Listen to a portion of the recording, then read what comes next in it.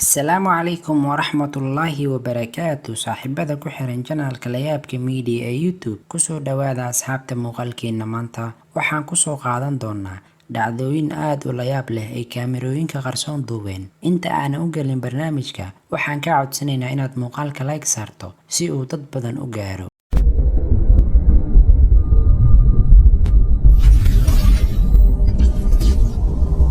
xatooyada nacasnimada ayuu tuugan si xeel dheer leh u fuliyay. tuugan ayaa u muuqda qof iska caadi ah, balse wuxuu u socday kabaha cusub ee meesha yaalay. laakiin waxaa kasii fiicnaan lahayd haddii aanan jiri lahayn kaamirada madaxiisa ka sareysa. waxaa jira tuugo badan oo manaxyaal ah ee kaamiradu qabatay, ilaa aad aragto tuug mid ku jiray gaariga xaggiisa sare. tuugan ayaa daneynayn dhammaan dadka ay gaarigiisa socda. tuugan ayaa tuugnimadiisa kusii socday oo baabuurkii fuulay. marka uu garwaaqsaday wax aan waxba taraynin inay gaariga ku dhex jiraan, ayuu iskaga dhaqaaqay. kabalyeernimadu way walaac badan tahay, laakiin waxaa kasii daran marka dad caan ah ay soo galaan maqaayadda.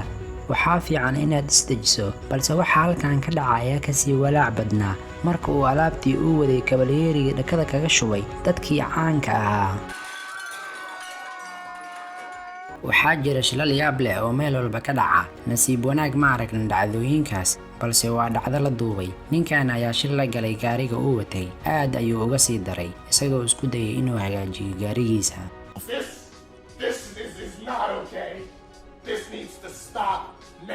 muuqaalkan waa mid mudan in la eego. si fiican u eeg ninkaasi taagan albaabka.